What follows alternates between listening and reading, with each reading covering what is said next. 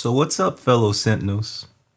I'm making this video today to really speak to you out there if this is your first or second course and you still don't seem to think that you've got everything underneath your belt, or if you're curious about how other folks index or what should you really worry about, then if you just give me 5 or 6 minutes, I'm really just going to share my thoughts.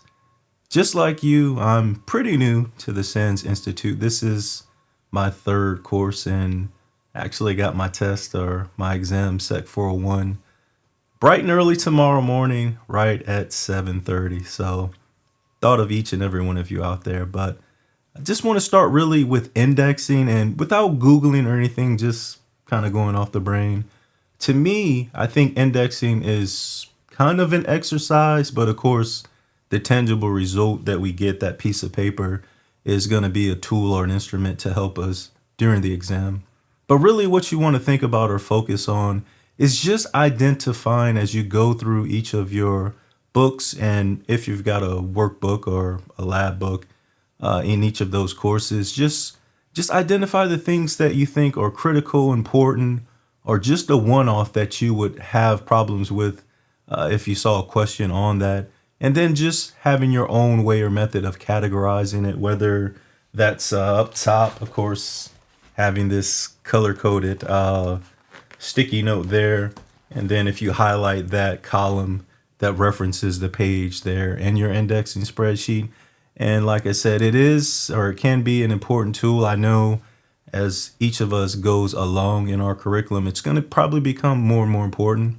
I've seen the change from the first exam where, to be quite honest, I didn't use my indexing catalog too much, to my second course, to where even though I thought I was sure on a lot of the questions for most, I still just referenced to be sure. And so I'm sure tomorrow, which is my first course that actually comes with an index. And because of that, I'm pretty sure that I need to complement or supplement that with my own index. So I do think it's an important tool, and it's not one that should be easily discounted. Each of us, of course, comes from a different walk of life with our background as it relates to having some IT experience or cyber experience or none. And so that can make a big difference in the value of the indexing in those first few courses, like I said. But you should take it seriously. And like I said, form your own method. And once you get that underneath your belt, you just continue to do that. Me, myself, because I take all of my courses on demand, it takes about 5 or 6 books, at least historically, for me to get those physical books before I can, of course, log in and start watching the videos and, of course, the PDFs online. I got about a 5 or 6 head start. So I start watching the videos day one. I try to get to, or at least I've been blessed to be able to get to about 60-70% of all of those videos just watched. And that first time I'm watching it, I'm not really doing a lot of pausing or rewinding. Even if I'm going driving or on a walk, I'm listening to those as well to really get the gist of the content. And then making mental notes of some of those things, especially the cryptography section, where I probably will need to come back and watch it. And then, of course, the labs. We know that in our books, there are other pages where if we followed along and follow that guideline or guideposts, we should pause and do that lab. Then me, myself, at least up to this point, I've done all the videos 100% and then went back and did the labs and focused on that method before I start doing my indexing. Not to say that's the best for each and every one. Like I said, I think you got to find the method or tool that works for you. And I won't say stick with it, because in life we can pivot as we deem necessary. But it's worked pretty well for me because at the end, it's really reinforcing those last tidbits. I do my indexing a day or two before my exam. And that's that brain dump or that brain creep to where that knowledge is fresh in my mind on really where to flip through, or at least at a minimum, which book most likely that's material is going to be in. And then it also clues in on those sections that I may need to go back and reread or to redo the lab. And coming up, this is going to be, I think, one of the first, well, no, we had a little bit of typing commands in the last one or whatnot. But especially this section here for GSEC 401 was a lot of labs and different security tools that were needed. So I know I'm gonna need to know how to reference those commands and those tools going forward. And then of course test taking. For me, I do have a little office, a Regis office here locally, about 5 miles from the house, and I'm fortunate to have that, my own quiet space with just a TV in there, and of course my desk and monitor. But I have a desk in the corner to where when we do our scan 360, they make sure that the TV's off. And for kicks, I just always unplug it and keep the plug on top of the desk, so there's no questions there. But having a consistent place where you take that exam each and every time, I think, can put the mind a little bit at ease. I've read and heard in certain blogs where there's folks that get to a testing center and there's a small table or there's no room for their books, etc. You really don't know what to expect. And especially there's some sites that have different rooms, so you don't always sit in the same room, etc. So you're not able to rely on it. So if you can, having that quiet and that consistent same place that you can, of course, take your test. Like I said, I know we don't all have that benefit. Then I think from a mental perspective, that does shed some of that worry or some of that trepidation that you may bring or carry into it. And of course, just relax, come there about 20, 30 minutes early myself, just in case there's anything that doesn't go right with your laptop. I always bring a spare laptop myself. We know there's probably going to be an app or two that you may need to disable or et cetera, et cetera. And they're pretty generous with, if I should not for everybody, but if your exam's at 7 a.m. and you log in at 7:03 or 7, like there's a slight grace period, I think.